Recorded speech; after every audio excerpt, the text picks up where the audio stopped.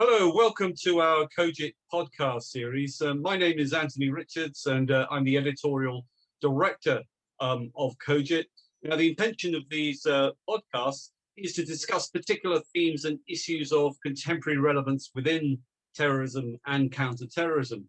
And today's theme revolves around arguably the increasingly prevalent theme and perhaps pressing issue of the challenge of lone actor terrorism. Now, I'm delighted to be joined today by Professor Paul Gill. Paul is from University College London and has over 50 publications on terrorist behaviour, and is a leading expert on lone actor terrorism. He is, for example, the author of Lone Actor Terrorists, a Behavioural Analysis, which was published through Routledge in 2016. And this is based actually on a data set of some 111 lone actors or lone actor terrorists. And he's continued his research on this phenomenon since then. So, Paul, thank you very much for joining us today. Thanks for having me. Paul, maybe if I could start off with the contribution that you kindly made to our edited volume on jihadist terror.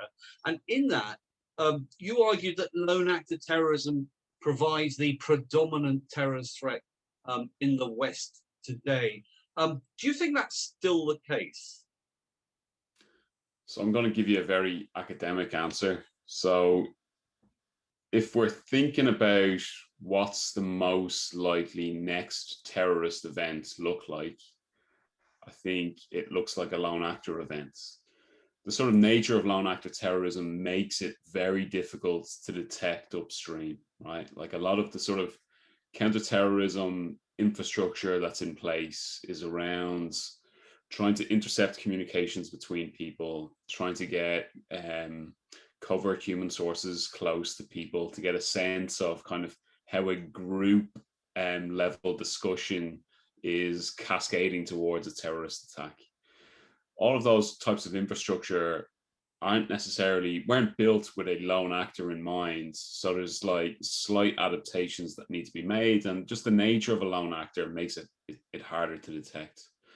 Whether it's a sort of a threat to the West or not, I would say lone actors are kind of more really sort of portray how weak terrorist movements have been, right? Like it's a sort of a tactical innovation born from losing against these kind of more coordinated Western countries. So yeah, in terms of sort of tactical level, they appear to be the biggest threat. In terms of the overall sort of strategic threat, it would still be your kind of bigger command and control structured terrorist organizations. But, you know, they just haven't, it's been a much more hostile working environment for groups like that and sort of network-based plots across the West over the last, 10, 15 years in comparison to lone actors. No, thank you very much, Paul. I mean, we're talking about differences then perhaps with group-based terrorists. In your view, and perhaps from the research that you've carried out to date, what are the differences, if any, in terms of the trajectories towards terrorism with lone actor terrorists compared with group-based terrorists? And I suppose a kind of a follow-on question from that would be, what are the implications then for the response to that? Yeah, sure. So when we sort of look at our data on our lone actors, I mean, there's two things that immediately jump out that look very different from sort of comparable data sets we have of people that have performed terrorism as part of groups. The first one is that our lone actors are on average significantly older than the data that we have for people that offend in groups. And that's not to say that they're all older. There's no sort of one profile, right? Like, I mean, we've got guys in our data that were sort of teenagers when they were plotting their lone actor attack, and we have an 88-year-old. But on average, the average age is like 35.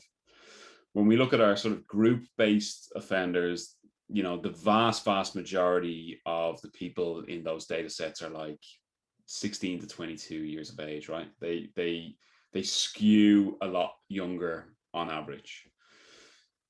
People, as they get older, have different sets of motivations, just generally, right? Like the things that motivated me as a 20-year-old, I wouldn't leave the house for now as somebody who's, in their late 30s.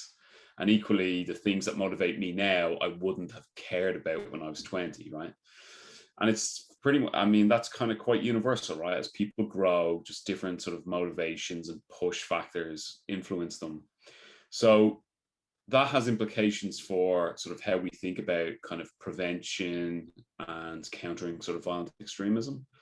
So you might think that sort of, you know, I know that there's sort of a sort of growing example of females getting involved in terrorism, but it's still a sort of a male dominated industry, right?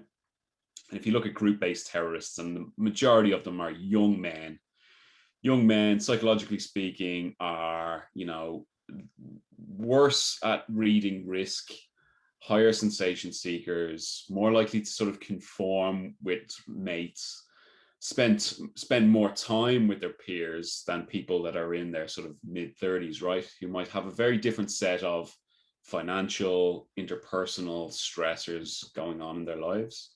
So the average lone actor is in a different point in their life than the average group-based terrorist. So there's a different set of push and pull factors going on there.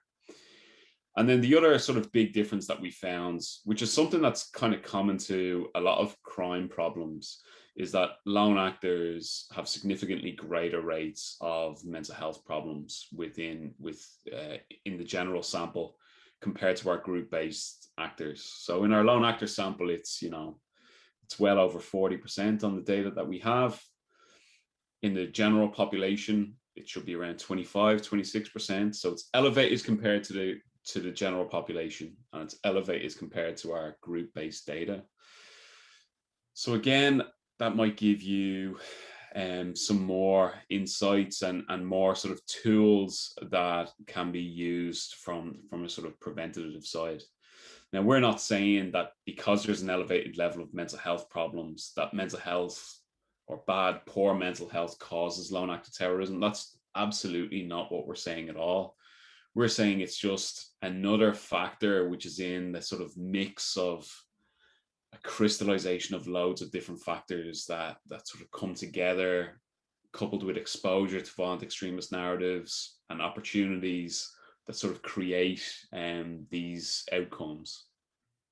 But it gives you another sort of way of trying to manage or prevent or potentially even detect cases as they're unfolding.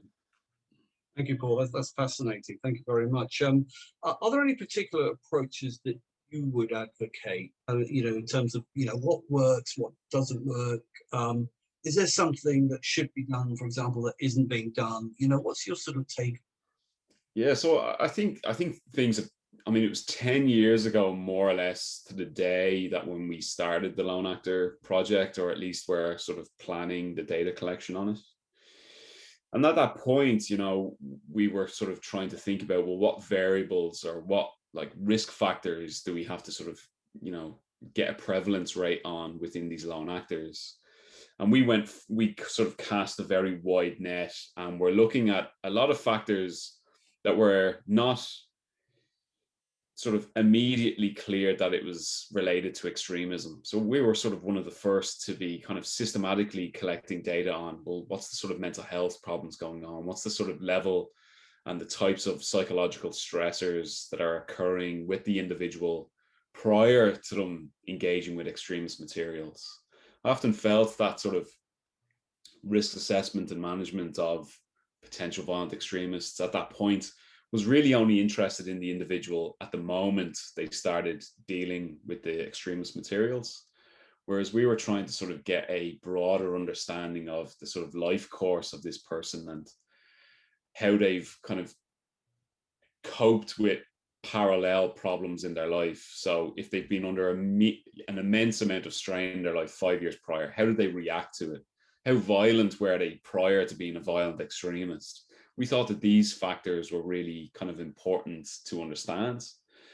But now that's kind of very much kind of common discourse. I think often it's kind of simplified a lot as a debate that's between ideology being the driver versus ideology having no drive. Whereas in reality, like with most cases, it's going to be on a continuum and it's going to diverge greatly from case to case.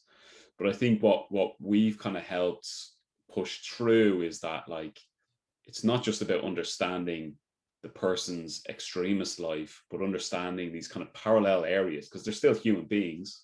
So how have they kind of dealt with other issues in their life? Have they had a history of getting fixated with a cause, but then dumping it and jumping on another bandwagon? You know, I think looking at somebody's prior life gives you a sort of a decent indicator of how they might, you know, unfold from the moment that you're looking at them. Yeah, So I think that yeah, was sort of one of the big changes was to try, like, culturally, was to sort of think about the individual as an individual and not immediately just go in and only focus on their extremism. yeah, yeah. No, And interesting. Yeah, yeah. Sorry, come on. yeah, and I suppose you know, that sort of thinking kind of brings in this type of like public health oriented approaches to try and understand people and prevent problems. You know, again, you know, we never said that we're never trying to predict who the next lone actor is trying to be, right? You're trying to understand what are the sort of common problems that underpin these guys mobilizing to violence. And if we can try and attack and those underpinning problems, or try to get the sort of right systems in place, hopefully there'll be fewer people that go to that next point. So, you know, it's like, we don't know out of 500 obese people which one is going to have a heart attack, but we know obesity is kind of much more heavily linked with people who do have heart attacks versus those who don't. So let's, you know, prioritize trying to prevent obesity to try and prevent these other harmful outcomes. And you know, just as a sort of final point, again, you know, lone actor terrorism is this sort of low base rate phenomenon, right? Like, it is a rare event, and that's how we could sort of collect such rich data on it, was because of its nature of its rarity. There was just a lot of information available on those few cases who did get to that endpoint. But, like, you know, when you're thinking about sort of prevent and channel, and we've done some work on sort of backgrounds of people that have been through those systems. I mean, there's a lot of sort of, you know, risk factors going on in their life. How many of them will go on to be a terrorist? Probably very, very few, but they're probably likely to find some other harmful outcome, either harmful for themselves or harmful for other people, just because of the nature of the sort of variance of risk factors that are going on. So, you know, again, by, you know, trying to dismantle those risk factors, I think, is important. And I think, you know, one of the other problems that I've often had with a sort of home office driven approach was, you know, only thinking about countering narratives. I kind of always felt that that was kind of insufficient, right? Like, how can a government counter a sort of very action oriented narrative of a jihadi group that's trying to sell them, you know, this kind of big social identity and sense of adventure and stuff like that? How can a counter narrative try to, like, factually undermine it with like black and white facts? It doesn't really work, right? You sort of need to step in and find, well, what were the problems that were immediately antecedent to that extremist group, you know, catching hold with the person? So, like, what is that person missing in their life that the extremism is managing to fill, and what are the sort of alternatives that can be offered instead? So yeah, so I mean, this all sort of seems quite like common nowadays, but when we were doing the lone actor stuff 10 years ago, it really wasn't, you know. And I was recently doing a sort of systematic review or meta-analysis of studies that have looked at criminal backgrounds of people engaged in terrorism, and like, there really is only like a handful of studies that have actually tried to articulate and put a number on it. Like, it's really, really rare. Whereas it's, you know, pretty much the sort of first variable that's looked at in most recidivism studies in general violence. So I think kind of culturally, we kind of opened up a door a little bit for more sort of criminological understandings of the problem. Yeah, no, thank you for that. And I also noted in your book chapter, your contribution to our volume there, that you argued that motivation does not always revolve around ideology. I mean, I was wondering, you know, I mean, you've hinted at it here. I mean, what are the sort of potential other motivations or reasons that people might engage in this activity? that are perhaps non-ideologically related? I mean, perhaps a brief summary, just a few of them, perhaps. Or... Sure, yeah. I mean, we've got cases where, like Anders Breivik, right? I mean, he's sort of a classic lone actor terrorist. There's no debates that he was a terrorist, right? He clearly had an ideological motivation, which was articulated in his manifesto. But if you look at his sort of decision making in terms of who he targeted on the day, right, the targets he went after, I mean, he wasn't going after immigrant communities, right, which was the sort of biggest bugbear that a lot of the time he had in his manifesto. The different plans he went down was to sort of go after political parties that had defeated him in elections that he had failed at, to go after newspapers that had refused to publish his writings beforehand. There was a lot of sort of personal grievances wrapped up in his decision making alongside it. So again, when we think about risk assessment, we think like, well, if this person has multiple motivations for doing it, it's probably going to be a bigger driver to get out the door than just having a single motivation, right? We've had other cases, sort of a terrorist, right-wing terrorist in the United States who, left a 4-page document behind in his house. The first page looks like a suicide note, right? He's saying, I'm 57, I can't get a job, I'm sick and tired of being told that I'm too old. I'm sick and tired of being sick and tired. Basically, first page just reads like a suicide note. Second page, he starts kind of bringing in a little bit more of the ideological influences. So who's to blame for why I am in this situation, right? So he starts blaming the federal government not looking after blue collar workers like himself. And then the third page is kind of like, there's no federal government targets around here. So I have to choose something else that is corrupt, that is in decay, that has contributed towards the sort of fall of the type of society that I want to be a part of. He says the church is sort of a similar type figure, so I'm going to go out and strike against the church. And then on the day of the violence, he gets into his car, drives past several churches, and goes into the one where his recently divorced wife goes to pray, right? And it's the same girl he said that if you ever leave me, I'm going to kill you, and threatened her during the divorce proceedings. And that's the place he shot up, right? So that attack, looks like a suicide mission. It looks like an act of politically inspired violence, and it also looks like an act of domestic violence. So you sort of see these kind of mixed motivations come at different points, looking closer to home. It's kind of going off the jihadi focus here, but, David Copeland's, he attacked places that were related to the, immigration in London, but he also attacked a gay bar, which had nothing to do really with his ideology, but had a lot to do with like a lot of his kind of early feelings that he was being bullied by his family and trying to prove that he wasn't a homosexual. So you often see these kind of mixture of different things coming into play in somebody's calculation of whether I'll step over the line and do violence. Thanks, Paul. Yeah, there's clearly a varied set of motivations there. Also in your chapter, you mentioned that online radicalization is a misnomer. Now, I wonder if you could elaborate further on that. Yeah, I mean, this is probably one this is probably a finding that will get outdated to some extent. But yeah, I mean, in sort of popular media accounts in the aftermath of a lone actor attack, different media outlets will zone in on something, right? So they'll say this person was groomed into doing it, or they were mentally ill and that's why they did it, or they were domestically violent, so they were just habitually violent people, right? They'll always aim for like one master narrative for why this person does it. And online radicalization is one that sort of pops up time and time again. When we sort of looked at our lone actors, there is no sort of one online radicalization footprint. They were all doing slightly different things online. They were all pulling on slightly different affordances.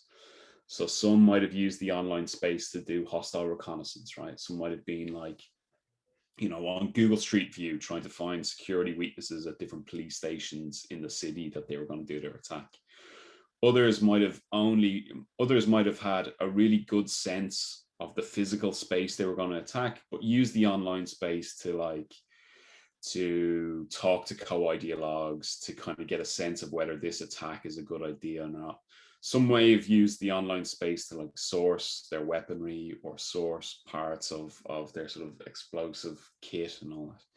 So like, you know, boiling it down to this sort of simple online versus offline radicalization just doesn't really kind of have much empirical veracity, because typically people were doing things online and they were doing things offline.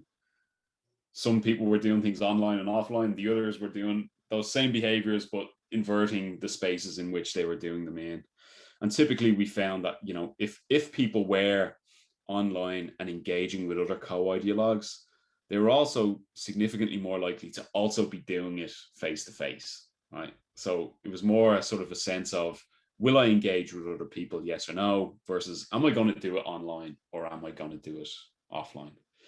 But typically when we look at the sort of contours of what they were doing with their online versus offline engagements, there was sort of different parts of the puzzle happening online versus offline. So I might talk to somebody face to face about my grievance, but online I'll talk to somebody about how to make something go bang much more proficiently. They're unaware I have a grievance. These people are unaware that I have, you know, a capability to act upon the grievance that we're talking to each other about. And really at that point, I mean, it's been a couple of years now since we've sort of done the deep data collection, but like at that point, I hadn't seen anybody that it was just sort of pure online, where like every single facet of what they did was on the online space. Typically there was a blending of different things. Now, you know, we're starting to see it kind of, you know, again, now with, you know, looking at the recruitment narratives of people that travels to Syria to join their jihads, yeah, they may have sort of contacted, like me and you were talking to each other online. This was set up online, but it kind of feels like we're just sitting opposite a table together, right? Because there's this great quality in the video and I can see how you're reacting to me. So, you know, even the stuff that's offered online nowadays for all of us in our day-to-day life, there's and especially in the last year through COVID, you know, where we're all very proficient in using these online systems, this kind of offline online dimension doesn't really kind of work for anything, right? We're living these mixed blended lives every day, and it's really no different for people that cross over the line into violent extremism. Excellent. Thank you very much for those insights, Paul. Well, once again, thank you very much for joining us, Paul. I think it was really fascinating, and thank you very much for sharing your thoughts and your expertise with us. Thanks again. Great. Thanks, Anthony.